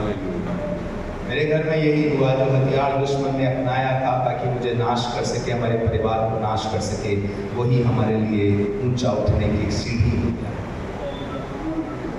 अगर वो हमें उस किराए के मकान से ना निकालते तो उस समय हमारे पास वो जगह ना होती जिसकी आज बहुत कीमत है। हमारा घर सबसे सुरक्षित जगह पर है, बहुत ऊंची जगह पर है, जहाँ बाढ़ का पानी भी नहीं आ सकता। बहुतों के घर पे अलग अलग जगह पानी भर जाता है, हमारे लोगों को नहीं भरता। प्रभु का धन्यवाद, उसकी मर्जी, उसकी इच्छा, उसकी दया, उसका अनुग्रह, सब चीजें उसकी दास है। चलिए एक दो चीज बता करके जिस कदर करता हूँ, नहीं तो भी कौआ का बहुत कुछ है, कॉइन्स वाला है, फिश का है, बहुत कुछ पड़ा हुआ है। क्या मनुष्यों को भी परमेश्वर ऐसा कर सकता है कि विवश कर सकता है कि वो उसकी आज्ञा माने? क्या कर सकता है? मैं दिखाऊंगा कुछ। उत्पत्ति उसका 20 अध्याय उसके 5 और 6 पद में अब्राहम अपनी पत्नी को लेकर के इस राजा के राज में पहुंचा है, और इस राजा ने उसकी पत्नी को देखा, उसने कहा सुंदर है, उसे बुलवाया तो उसने कह दिया ये मेरी कजिन है। राजा ने उसकी पत्नी को ले लिया। सुनिएगा क्या हुआ, 20 अध्याय उसके 5-6 पद को। हाँ, क्या उसी ने स्वयं मुझसे नहीं कहा वो मेरी बहन है? या थोड़ा सा और पहले से 30 पद से पढ़े तो और क्लियर होगा शायद। रात को परमेश्वर ने स्वप्न में अबीमेलेक के पास आकर कहा, राजा के पास आकर के कहा, सुन, जिस स्त्री को तूने रख लिया है उसके कारण तू मर जाएगा। उसके कारण तू मर जाएगा, क्योंकि वो सुहागिन है। क्योंकि वो सुहागिन है। हाँ, परंतु अबीमेलेक उसके पास न गया था। हाँ, इसलिए उसने कहा, हाँ, हे प्रभु, क्या तू निर्दोष जाति का भी घात करेगा? प्रभु, मैंने उस स्त्री के साथ कोई गलत संबंध नहीं रखा, क्या तू मुझ निर्दोष को घात कर देगा? सुनिएगा जवाब क्या था। क्या उसी ने स्वयं मुझसे नहीं कहा? क्या उसी ने मुझसे नहीं कहा वो मेरी बहन है? मेरी बहन है। हाँ, और उस स्त्री ने भी आप कहा वो मेरा भाई है। हाँ, मैंने तो अपने मन की खराई और अपने व्यवहार की सच्चाई से, जब ये राजा अपने आप को बता रहा मैं मन का खरा, मैं सच्चा हूँ, मैंने नहीं किया, तो सुनिएगा खुदा ने जवाब क्या दिया। हाँ, सच्चाई से ये काम किया। परमेश्वर ने उससे स्वप्न में कहा, परमेश्वर ने उससे स्वप्न में कहा, हाँ, मैं भी जानता हूँ मैं कि जानता हूँ अपने मन की खराई से तूने यह काम किया। तुझे नहीं मालूम था, तू मन का सच्चा था, तुझे नहीं मालूम था कि उसकी पत्नी है। हाँ, और मैंने तुझे रोक भी रखा कि, किसने रोक रखा? मैंने तुझे रोक। क्या परमेश्वर रोकने की सामर्थ्य रखता है मनुष्य को? एक राजा ने एक दूसरे की पत्नी को ला के रखा है, आदमी ने छोड़ दिया मेरी कजिन है भाई, कजिन है, मुझे न मारना। पति की तरफ से कोई प्रॉब्लम नहीं दिखाई दे रही है, हालांकि पति अंदर के अंदर दुआ कर रहा है, प्रभु मेरी पत्नी को बचा ले, कुछ कर ले। पत्नी भी डर के मारे क्या कह गई है, उसने भी कहा वो मेरा भाई है। पत्नी भी कह रही है मेरे पति को कुछ ना हो जाए, मार डालेंगे। क्योंकि अक्सर ये होता था, अगर किसी स्त्री को पसंद आ गया, राजा पसंद आ गया, तो उसके पति को मरवा करके उससे शादी कर लिया करता था। एग्जैक्टली यही काम दाऊद ने भी किया था, अगर आपको मालूम हो। इसको भी यही डर था कि कहीं ऐसा ना हो, तो पत्नी ने भी झूठ बोल दिया और उस आदमी ने भी झूठ बोल दिया। ये एक ऑल्टरनेटिव बात बोल दी, ऑल्टरनेटिव सच बोल दिया। पत्नी है उसकी, इसके बारे में कुछ नहीं बताया, लेकिन खुदा ने कहा मैंने तुझे रोक रखा। क्या परमेश्वर मनुष्यों के हृदयों को बदल सकता? हफ्तों रखा होगा, पता नहीं क्या सोच रहा होगा, आज नहीं जाऊंगा, कल जाऊंगा उस स्त्री के पास, पहले उसकी तैयारी करा लूं। क्योंकि पुराने जमाने में राजा जो थे ना, इत्र वगैरह लगवा करके स्त्री की तैयारी करवा रहे थे। इतने में उसके घर में लोग बीमार पड़ने लगे। यहाँ आई है सारा और बाकी पूरा खानदान, सारा खानदान उसका बीमार पड़ने लगा। इस सारा की वजह से सारा खानदान बीमार पड़ा। तो राजा भी परेशान हो रहा है। राजा इधर बीमारी में लगा हुआ, बच्चे की बीमारी में लगा हुआ, पत्नी की बीमारी में लगा हुआ, उधर उसकी बीमारी में लगा हुआ, ये सब लगे हुए और सोच रहे कि हो क्या रहा है हमारे देश में, इतनी मरी कैसे फैल रही है। किसी को ये समझ में नहीं आ रहा क्यों हो रहा है। अजीब का परमेश्वर स्वप्न में उससे बातें करके कह रहा मैंने तुझे रोक रखा। आपके दुश्मनों को परमेश्वर जब तक चाहेगा रोक सकता है और जब चाहेगा रिलीज कर सकता है। मैंने रोक रखा। समय कम है, जल्दी से बाइबल में लिखा है 31वां अध्याय के 7वें पद में याकूब ने कहा कि मेरे परमेश्वर ने मेरे ससुर को मुझे धोखा करने नहीं दिया। लिखा है 31वां अध्याय के 7वें पद को पढ़ दिया, तो 31:7। फिर भी तुम्हारे पिता ने मुझसे छल करके मेरी मजदूरी का 10 बार बदल दिया। हाँ, परंतु परमेश्वर ने उसको मेरी हानि करने नहीं दिया। परंतु परमेश्वर ने उसको मेरी हानि करने, इधर वो बदलता था मजदूरी, परमेश्वर दूसरी तरफ से उसको फायदा पहुंचा देता था। तू इधर गलत करेगा, उसको दूसरी तरफ से फायदा। परमेश्वर ने उसकी हानि होने नहीं दिया। उसी की भेड़ बकरियों के रंग को बदलवा दिया, रूप को बदलवा दिया। चलिए आखिरी बात बताता हूं, खत्म करता हूं। ये शायद आपने कभी सोचा नहीं होगा। मैं इस पद को चाहता हूं कि पढ़िएगा, निर्गमन 34 अध्याय उसके 23 और 24 पद को, जो बहुत इंपॉर्टेंट पद है। हाँ, उत्पत्ति 1:35 भी पढ़ सकते हैं। वहां पर लिखा है, शेकेम के लोगों को परमेश्वर ने मना कर दिया कि तुम उसके पीछे नहीं जाओगे, और वो उसके पीछे गए भी नहीं। पर निर्गमन 34 अध्याय 23 और 24 पर, हाँ, वर्ष में 3 बार तेरे सब पुरुष इस्राएल के परमेश्वर प्रभु यहोवा को अपना मुंह दिखाए। वर्ष में 3 बार तेरे सब स्त्रियां, बच्चे या पुरुष, क्या लिखा है? पुरुष। सबकी बात में लिखा है। वर्ष में कितनी बार? 3 बार। सब पुरुष 3 बार परमेश्वर को मुंह दिखाएं। इसका मतलब वो 7 दिन का त्योहार करने जाए। 7 दिन 7 दिन और 7 दिन का त्योहार करने जाए, वर्ष में 3 बार सब पुरुष। हाँ, क्योंकि मैं अन्य जातियों को तेरे आगे से निकाल कर, क्योंकि मैं अन्य जातियों को तेरे आगे से निकाल कर तेरी सीमाओं को बढ़ाऊंगा, तेरी सीमाओं को बढ़ाऊंगा। और जब तू अपने परमेश्वर यहोवा सुनिएगा, जब तू अपने परमेश्वर यहोवा को अपना मुख दिखाने के लिए वर्ष में 3 बार वर्ष आया में करे, 3 बार आया करे, तब कोई तेरी भूमि का लालच ना करेगा। आपको मालूम है उस जमाने में जब जो लोग हुआ करते थे, राजा लोग निकलते थे राज करने के लिए, राज्य को बढ़ाने के लिए, लड़ाइयां करने के लिए, हुक्म अपना बढ़ाने के लिए। यहाँ राज नहीं है, चलो उस पर चढ़ाई करके अपना राज फैलाते हैं। वहां नहीं है, चलो उस पर चढ़ाई करके अपना राज फैलाते हैं। उस जमाने में ये कहा जा रहा है 3 बार सारे पुरुष लोग आराधना करेंगे। आप बताइए, आपके घर से सारे पुरुष चले जाएं और पता चल जाए किसी चोर को, भेदिए हर तरफ दौड़ रहे हैं और कह रहा है 3 बार जाना 7-7 दिन के लिए, सब लोग घर निकल करके सारे पुरुष एक जगह जाना। अरे प्रभु, बच्चों को कौन देखेगा? पत्नी को कौन देखेगा? जमीन कौन देखेगा? अगर कब्जा कर लिया तो खुदा कह रहा है उन 3 समयों में, उन 3 कालों में, उन 3 हफ्तों में कोई तुम्हारी भूमि का लालच नहीं करेगा। तुम आराधना करने जाओगे, मैं तुम्हारे घर की, तुम्हारी जमीन की सब चीजों की इबादत करूंगा। उनके मन में नहीं आएगा कि वो तुम्हारी जमीन उस दिन लूटे। खुदा बाप राजाओं के मनों को नालियों के समान मोड़ देता है। आप खुदा की इबादत करो। बहुत लोग कहते हैं खुदा खुदा खुदा करते रहो, बाकी कौन देखेगा? जो खुदा का है खुदा को दो, बाकी भी खुदा ही देखेगा। घर कैसे चलेगा? परिवार कैसे चलेगा? आज भी बहुतों का चल रहा है, जिन्होंने खुदा की आज्ञा मान करके उसकी इच्छा पूरी करी है, आज भी चल रहा है और आगे भी चलता रहेगा। तुम निकलो, जो परमेश्वर का काम है उसकी सेवा के लिए, जो तुम्हें 3 बार जाना है, जाओ।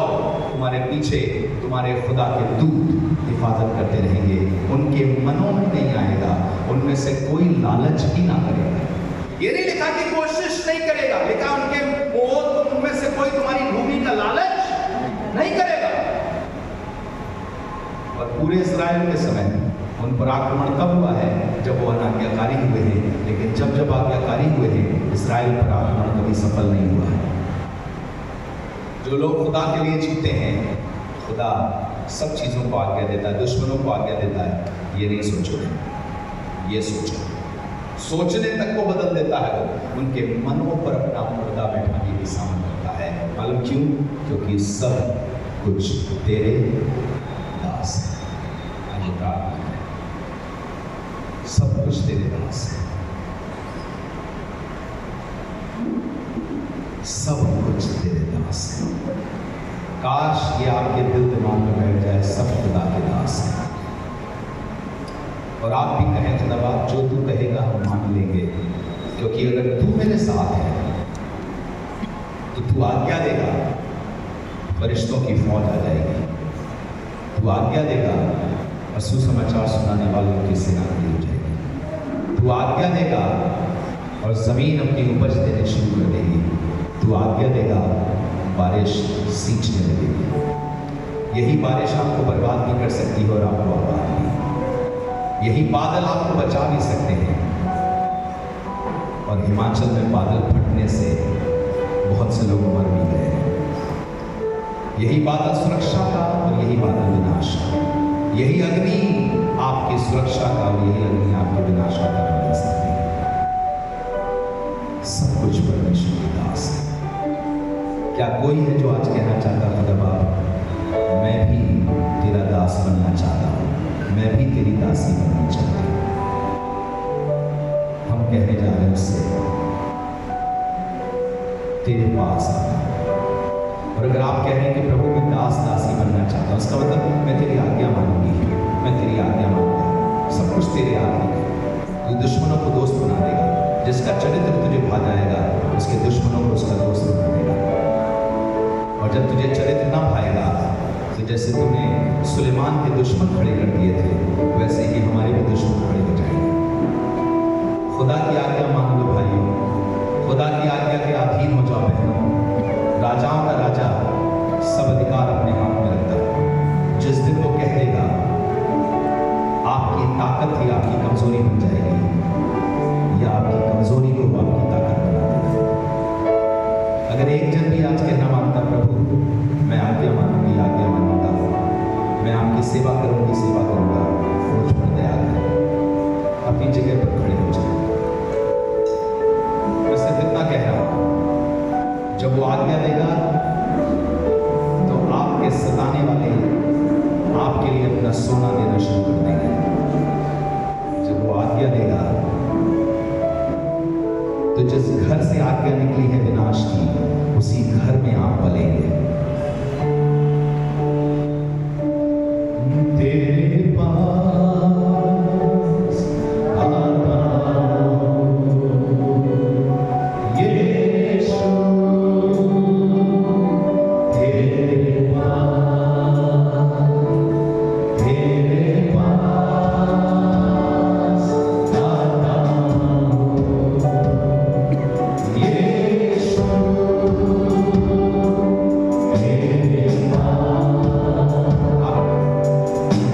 इस विश्वास से आए कि मैं सेवक के रूप में आ रहा हूं, अब से तेरी बात मानूंगा। अपने हाथ फैला करके आज्ञाकारी बच्चे के समान उसके पास आके गए। तेरे पास आता हूं यीशु, तेरे पास हर पल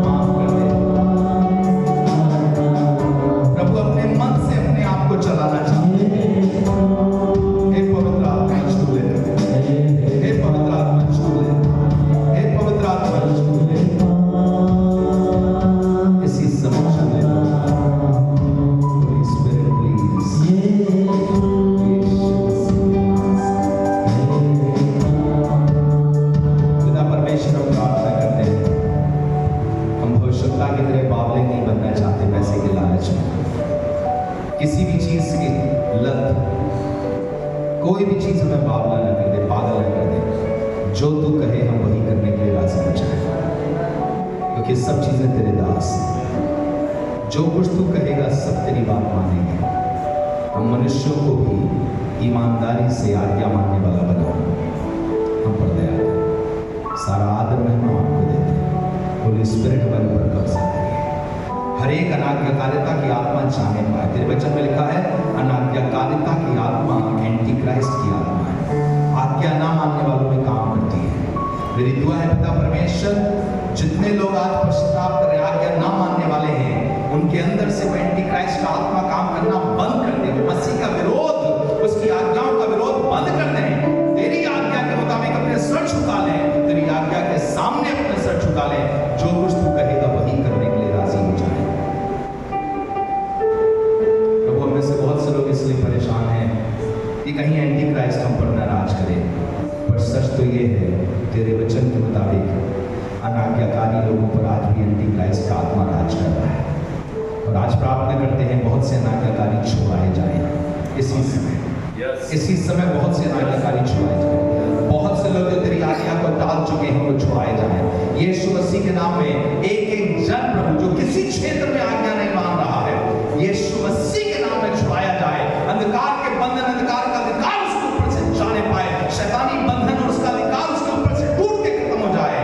प्रार्थना करते प्रभु जी वो आजाद होने पाए, पाप का बंधन तोड़ा जाए, पाप का बंधन तोड़ा जाए, पाप की गुलामी तोड़ी जाए प्रभु यीशु के नाम से, और वो तेरे अधीन हो जाए, तेरे सेवक हो जाए प्रभु यीशु मसीह के नाम से। आमीन।